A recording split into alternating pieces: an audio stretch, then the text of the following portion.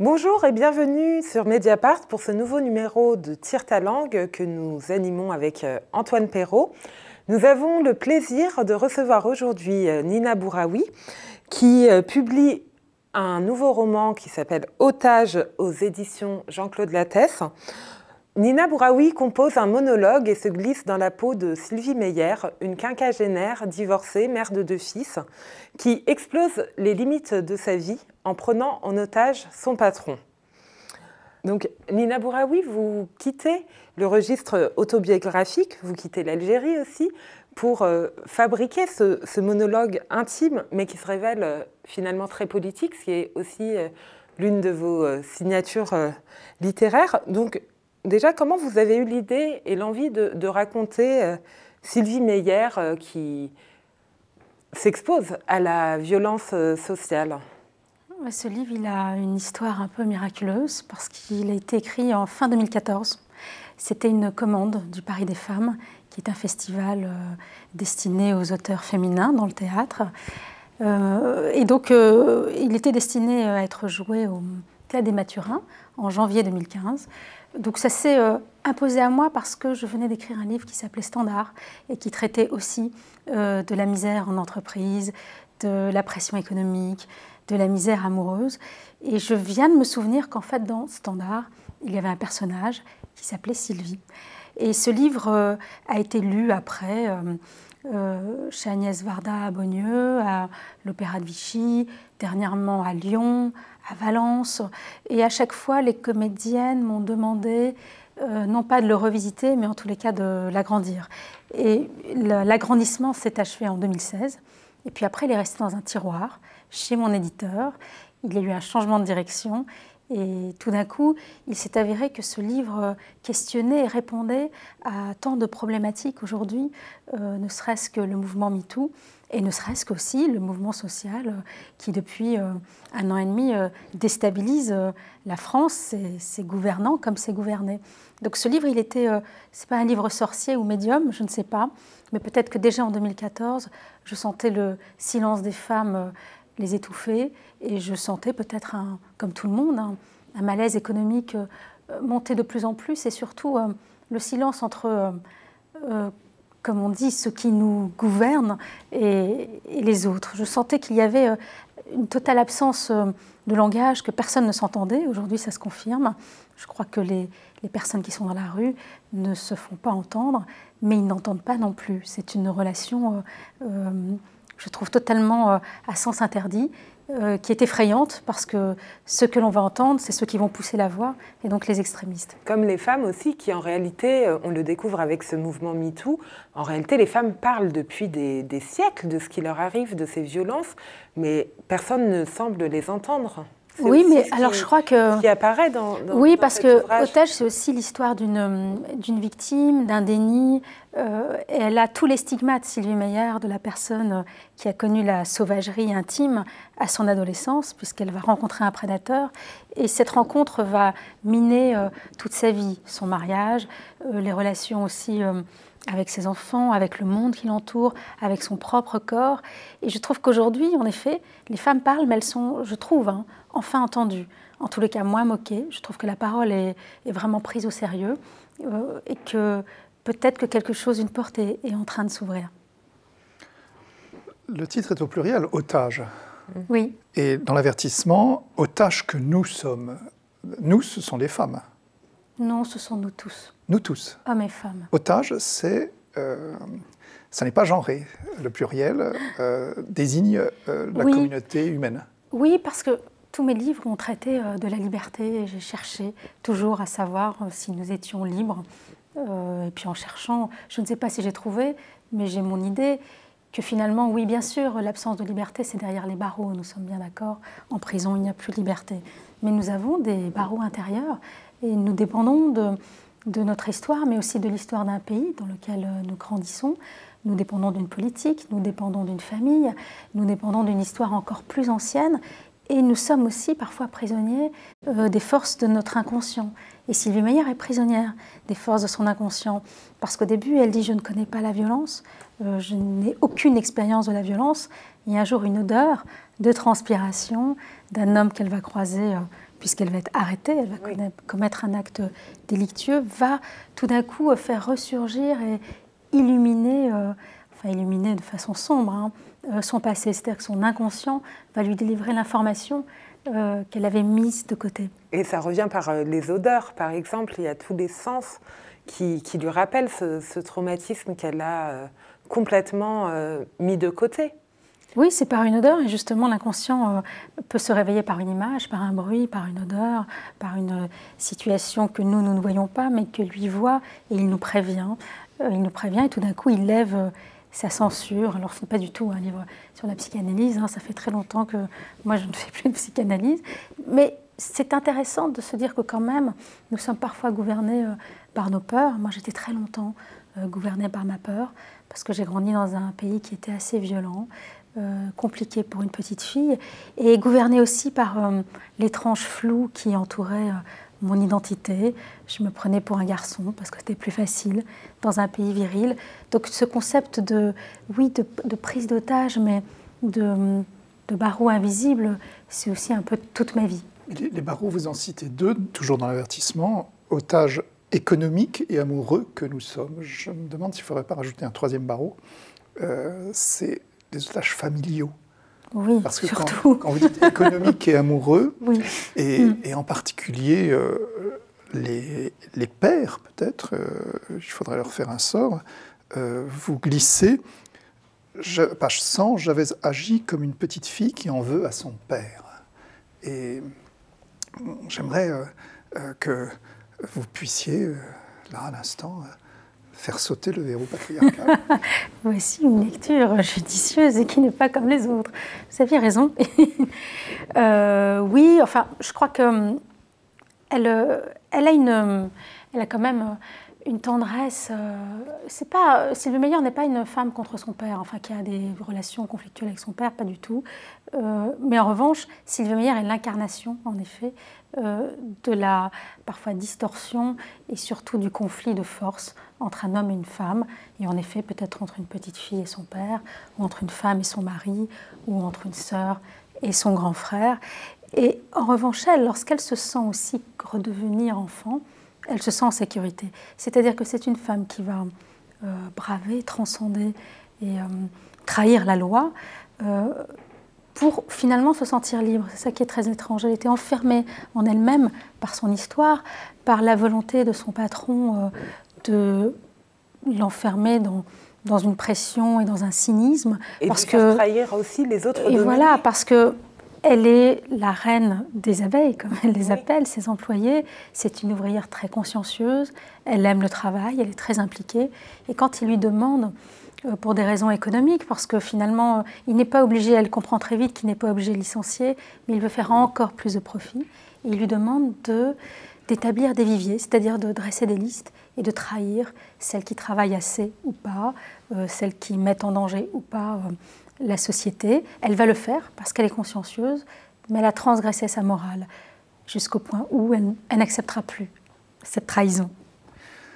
Peut-être que pour qu'on puisse entendre la musique, parce qu'il y a une musique de ce livre, vous pourriez en lire un très court extrait. Bien sûr. C'était un matin de novembre, la nuit dévorait encore le jour.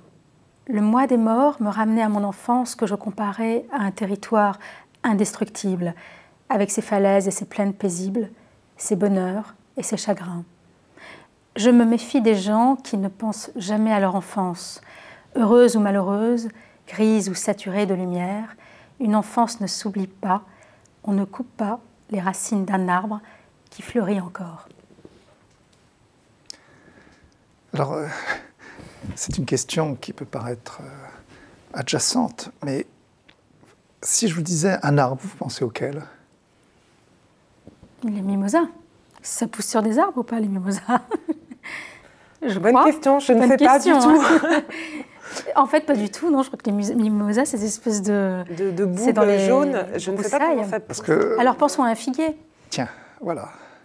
Nous y sommes. Nous y sommes. Et page 93, vous revenez. J'avais une image du bonheur fausse, mais là, comme un arbre qui pousse dans le sable, etc., sans eau. Et on a remarqué, avec Faiza, que les femmes, souvent, que nous interrogeons dans leur œuvre, eh bien, il y a un figuier. C'est vrai. Oui, et vous avez fini par le dire, on ne vous y a pas poussé. Hein. Vous avez vu cette espèce d'intuition. Mais je crois que peut-être aussi, enfin moi je suis la généalogie, ce qu'on nous transmet ou ce qu'on nous transmet de manière invisible. C'est vrai que moi j'ai deux familles, une famille française, une famille algérienne. Et je me suis aperçue que ma famille algérienne, si je remonte très vite, je ne sais plus grand-chose. Mes grands-parents algériens, je ne les connais pas très bien. Ils ne parlaient pas français. J'ai davantage connu ma grand-mère, mais c'était une connaissance sensuelle. On se connaissait en s'embrassant. Elle nous offrait des gâteaux, de la viande, du pain. C'était très symbolique. C'était ça, voilà, c'était le don, l'amour familial, filial. Passé ainsi, mais après mes grands-parents algériens, je ne sais pas, il y a une espèce de flou, de vide, parce que peut-être mon père a justement coupé les branches, lui, et je crois que nous, les femmes, n'oublions pas que notre rapport au monde passe aussi par notre corps, malgré nous, parce que nous avons la possibilité de donner ou de porter la vie, mais surtout, et ça c'est plus j'allais dire presque une vision négative, c'est qu'une femme dans la société existe avant tout par son corps. Et peut-être que le mouvement MeToo va être ce sera très judicieux pour ça, de se dire qu'une femme n'est pas qu'un seul corps, soit un corps en tant que proie, ou soit aussi un corps que l'on jette, parce qu'un corps trop vieux. Et je crois que les femmes sont, et peut-être certainement les femmes qui écrivent, sont tellement hantées par cette idée de corps, qui est une sorte aussi de cellule, mais qui est une très très forte inspiration, je trouve, féminine. L'arbre est une sorte, voilà, c'est le corps qui est impliqué, ce sont les racines, c'est l'origine, c'est la transmission, c'est revivre, mourir, revivre. Est-ce pour cela que vous établissez le parallèle entre la violence au travail et la violence sexuelle? Est-ce que c'est le corps justement qui relie les deux histoires, les deux thèmes? Dans le cas de Sylvie Meyer, peut-être son corps est très impliqué aussi au travail. Alors c'est une usine de caoutchouc qui fait du bruit. Elle est très impliquée physiquement, elle travaille beaucoup. Il y a quelque chose de l'ordre de la saleté et de l'agression. Et puis, parce que je crois aussi qu'une violence au travail va s'infiltrer aussi dans un couple, dans une famille. Son mari a aussi un travail assez dur, il n'est jamais nommé, mais on comprend que ce sont des personnes qui exercent le métier de vivre, mais sans légèreté, sans joie, sans plaisir. C'est une sorte de quotidien pour sauver la maison, parce qu'on a fait un crédit pour nourrir les enfants. Comme les parents qui ne divorcent pas, ces parents à Sylvie Meyer qui ne s'aiment visiblement plus ou pas, mais qui restent ensemble parce qu'ils doivent continuer le cours de leur vie. Et par ailleurs, il faut que vous disiez le nom de l'entreprise que vous avez choisie, qui aussi dit tout. Qui est la Cagex, mais en fait, je ne me suis pas du tout rendu compte qu'en fait, donc Cagex, c'est avec Cage. C'est pas volontaire. Hein. Mais non, mais c'est totalement inconscient. Vous voyez les forces de l'inconscient. Et c'est en allant à Bruxelles dernièrement qu'un journaliste m'a dit « Ah oui, la Cagex, c'est bien, c'est raccord avec oui, le moi, je sujet. me suis presque dit, c'est un peu vous savez, je vous jure, vraiment, pas jurer, hein. Je vous promets, vous avez, je suis pas, parfois je mens, mais pas trop quand même, et vraiment, c'est totalement inconscient, mais tant mieux, c'est bien.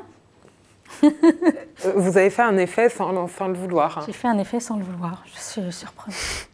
Dans la construction de cet ouvrage, donc c'est très frappant, donc il n'y a aucun dialogue, c'est un long monologue, ce qui n'est plus très habituel. On a l'habitude de lire des romans avec beaucoup de dialogues, où on surligne bien les interactions entre les personnages. Mais surtout, comment vous avez fait pour transformer des thèmes très sociaux, très contemporains, comme vous le disiez, les révoltes sociales, le mouvement MeToo, en quelque chose de très poétique, pas du tout prosaïque? Est-ce que c'est quelque chose auquel vous avez songé avant d'écrire, ou c'est quelque chose de très instinctif? Parce qu'il n'y a pas de ce côté très... on vous dit ce que vous devez penser, très construit, très artificiel, parfois dans les romans dits sociaux? Alors peut-être aussi parce que ce n'était pas un roman social, le roman s'adressait à une comédienne, à une actrice de théâtre. Alors le jeu, il est multiple, même si je pense que Sylvie Meyer a des parts de moi et inversement, j'ai des parts d'elle. Mais je crois aussi, c'est peut-être que ma marque, moi, quand j'ai commencé à écrire, j'ai vraiment cherché toujours à avoir mon propre son, ma propre musicalité, et je ne peux me départir de la poésie et de la beauté, parce que certes, j'ai grandi dans un pays où parfois les rapports entre les hommes et les femmes étaient souvent teintés de brutalité, voire de violence, mais j'ai grandi dans le pays de la beauté infinie. À 7 ans, je faisais des treks dans le Tassili, je marchais 25 km par jour, parce que ma mère française voulait absolument que ma sœur et moi connaissions ce pays qu'elle avait. Elle avait épousé mon père, mais elle avait épousé ce pays, elle a épousé la cause algérienne, elle a épousé la beauté de cette nature.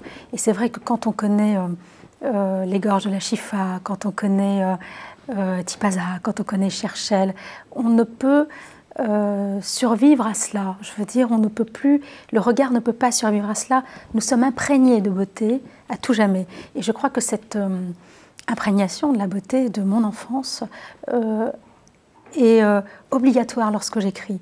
Je restitue toujours une part de l'Algérie, même si nous sommes à la Cagex, là nous sommes dans le sud-ouest de la France, même lorsque je parle de Paris, même lorsque je parle de la Bretagne, mon second pays, la lumière algérienne éclairera toujours de l'intérieur mes livres et je ne pourrai jamais me soustraire à la poésie et à la beauté. C'est peut-être une pathologie, mais je l'accepte. Et puis, je me sens vraiment une artiste. Moi, j'ai toujours dit que je n'étais pas une intellectuelle, même si je suis très engagée, j'ai toujours été engagée pour la cause des plus fragiles, pour ceux qui sont dans la marge. Je me suis engagée de par mon métissage, je me suis engagée de par mon identité amoureuse. J'ai essayé d'entrer dans la solitude des jeunes homosexuels, comme quand moi je lisais Colette, Claudine à l'école, qui pour moi était le summum de l'affirmation de soi. Donc on est quand même assez loin de cela, parce que c'était quand même plutôt gentil, plutôt joli, mais plutôt assez réservé. C'était pas Guillaume Dustan ou Hervé Guibert, mais j'ai toujours été, voilà, toujours une sorte de militante poétique. C'est ça qui me plaît. Et on voit, par exemple, ce que vous racontez dans votre précédent roman « Tous les hommes désirent naturellement savoir ». Vous avez cette scène où vous racontez votre mère qui rentre complètement en état de choc, qui s'est fait agresser en Algérie, à Alger. On voit que cette violence, dans votre précédent roman, elle vous marque, vous le racontez. Votre mère qui se fait toucher, qui se fait agresser. Est-ce que c'est aussi ça, ces souvenirs qui imprègnent finalement ce roman où, oui, effectivement, vous ne parlez pas directement de l'Algérie, de la violence que vous avez pu, ou votre mère a pu expérimenter? Est-ce que c'est ça aussi qui non, mais certainement, parce que dans « Tous les hommes désirent naturellement savoir », le titre le plus difficile à prononcer, mais merci Aristote, je lui ai volé la phrase du début de sa métaphysique. Et dans Otage, il y a 2 scènes un peu similaires avec une robe qui se défait et à chaque fois la femme cache ses seins.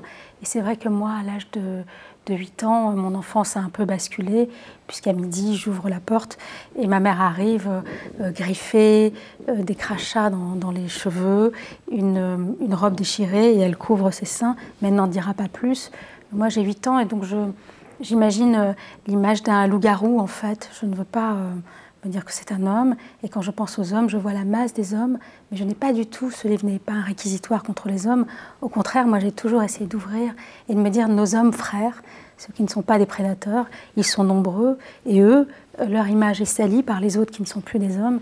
Nos hommes frères aujourd'hui doivent nous aider pour que les femmes ne soient plus des proies. Et c'est vrai que cet instant dans mon enfance a certainement marqué, comme la beauté m'a marqué, mais la plus grande laideur du monde lorsqu'on est une petite fille, c'est de découvrir sa maman qui a été agressée. Alors après j'ai voulu réparer, j'ai voulu raconter. Peut-être que les livres sont des continuelles réparations, peut-être. Je voudrais revenir sur ce qui relie et rompt chez vous. Alors tout à l'heure, vous avez parlé de votre métissage, je ne sais pas si c'est lié, mais on sent cette tension. Et quand je vous interroge sur le pluriel d'otages, en vous disant c'est les femmes, non, non, non, c'est tout le monde. En même temps, dans le livre, par 2 fois, au moins, et d'une façon très nette,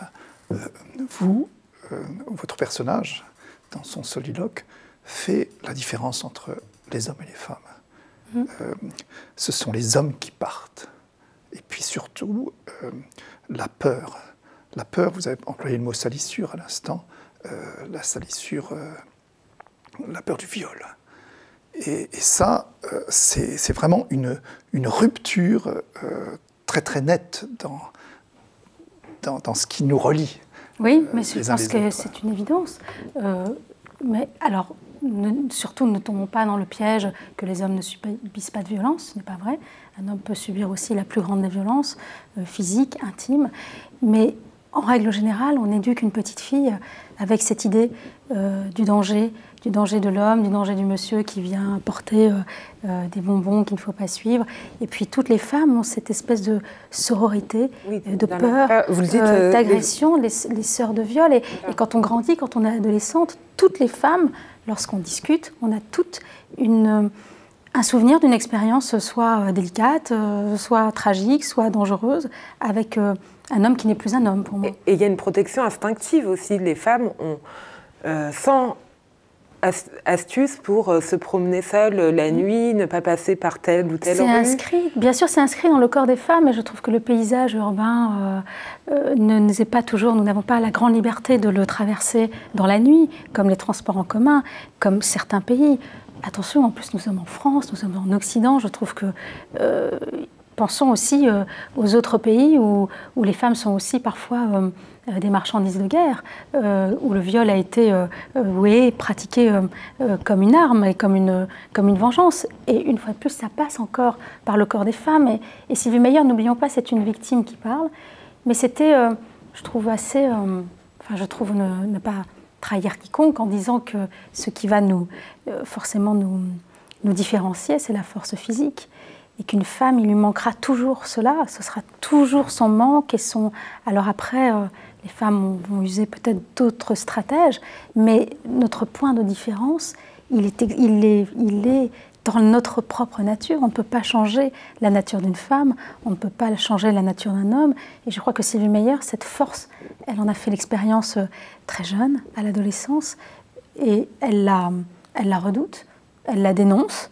Alors c'est un monologue, donc il y a des grandes envolées, il y a des sortes de... Ce n'est pas politique, mais c'est vrai qu'il y a de la dénonciation, parce que dans toute dénonciation, il y a une vérité. Il y a quelque chose de politique. Ce qui nous relie sous le même joug, hommes et femmes, c'est de subir le pouvoir. Et Sylvie Meyer s'en prend au pouvoir et à ceux qui lui ont fait miroiter, qui l'ont forcé à mordre dans cette viande-là, le pouvoir par 2 fois, hein, pages 60 et 64. Et j'aimerais que vous puissiez creuser jusqu'à l'os cette notion de pouvoir. Mais le pouvoir, il est... En plus, Sylvie Meyer le dit, il est aussi sexuel. Il y a quelque chose avec Victor Andrieux, il y a un rapport, son patron, il n'y a pas de désir, ou il y a un désir refoulé, mais il y a le désir, il y a la force sexuelle justement de... Quand il lui dit l'argent c'est sexuel, il y a les dominés, les dominants, les banques ne veulent plus prêter, mais je ne peux pas encore vous expliquer. Et puis après, elle va se fondre à l'injonction, au désir de ce patron, et elle va le faire très conscieusement, et en effet, elle aura le pouvoir. Pas pendant très longtemps, elle aura l'illusion d'un pouvoir en dénonçant celle qui est protégée avant. Et puis après, le pouvoir, il passe dans d'autres mains, lorsqu'elle se retrouve dans cette voiture avec ces 2 hommes. Et elle se dit aussi, et c'est vrai, si c'était 2 femmes, ce ne serait pas pareil, ce ne serait pas la même chose. Et puis, il y a le pouvoir qui l'a dominée, Gilles, qui domine son corps, qui la contrôle de l'intérieur, pour qu'elle ait encore du désir. Et Gilles, en fait, a l'immense pouvoir sur sa vie. Je crois qu'on parle de syndrome de Stockholm. Et quand elle croit à cet homme qui sent comme Gilles, elle ressent encore du désir. Donc le pouvoir, il est très... chez Sylvie Meyer, il est lié à la sexualité. Mais elle est très impuissante, pardon. Elle est très impuissante, Sylvie Meyer. Elle subit quand même ce divorce. Mais elle est dans la soumission parce que n'oublions pas, et on le comprend évidemment à la fin du livre, c'est une victime. Et une victime... Mais divorce, il n'y a pas d'ailleurs. Enfin, de la séparation. C'est ça. C'est lui qui s'en va. Comme la chanson d'Alain Barrière. Et qu'il l'a répété. J'aimerais qu'on puisse entendre dans quel état d'esprit elle est à la fin en évoquant Gilles, son prédateur. Moi, je suis si marquée. Même le vent dans les peupliers pourrait laisser des traces sur ma peau. Je n'ai plus de parois qui protègent et je ne désire plus me protéger. C'est peut-être ça la vie, la vraie vie.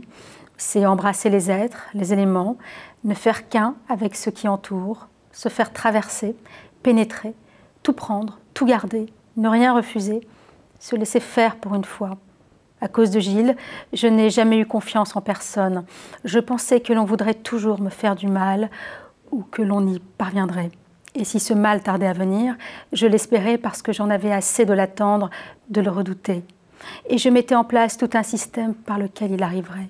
Et c'est arrivé, par ma faute sûrement, pour avoir gardé Gilles au fond de moi sans réussir à l'expulser. Il se tenait bien au chaud sous mon ventre et je l'ai gardé. Je n'ai rien fait pour le faire partir. Si je dois être coupable, c'est bien de ça et uniquement de ça, d'avoir abrité un intrus. J'ai grandi, vieilli avec lui, le corps fantôme. Je n'en avais pas conscience, mais maintenant, je sais. Je sais. C'est elle vraiment?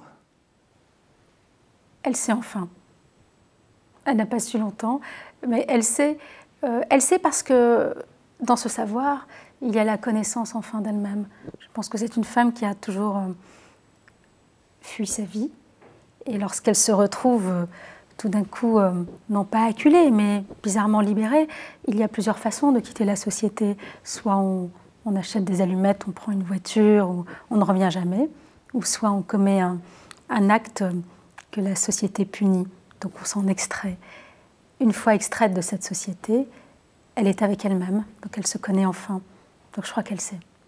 Quand vous dites on achète des allumettes, vous faites allusion, comme dans votre livre, à ces gens qui prétendent partir acheter des allumettes. Oui, mais moi ça me fascine. Jamais. Mais ça me fascine parce que on a tous été traversés par des désirs de révolution, de claquer la porte, ou de disparition. Pour les écrivains, en tous les cas, le thème de la disparition est un grand fantasme et que finalement, les livres sont des incessantes disparitions de la vie réelle parce qu'écrire, c'est s'imprégner, certes, de ce qui nous entoure, mais c'est de refaire l'histoire, c'est de recréer une légende et de raconter son histoire comme on aimerait qu'elle se déroule. Alors oui, partir, acheter des allumettes et puis ne plus revenir. Alors, je ne suis pas fascinée par les criminels, pas du tout, mais je me demande pourquoi certains d'entre nous, soudain, n'ont plus de limites, n'ont plus de filets pour les retenir, plus de morale, plus d'amis, plus de construction intellectuelle assez forte qui vont les empêcher de passer à l'acte. Qu'est-ce qu'il fait que l'on peut être un jour si acculé pour passer à l'acte, ce qui remet aussi peut-être en question la question de responsabilité, je ne sais pas. C'est sur cette réflexion que nous allons nous quitter. Merci beaucoup Nina Bouraoui de nous avoir accordé ce moment littéraire. Quant à nous, on se retrouve très vite pour un prochain numéro de Tire ta langue sur Mediapart. Merci.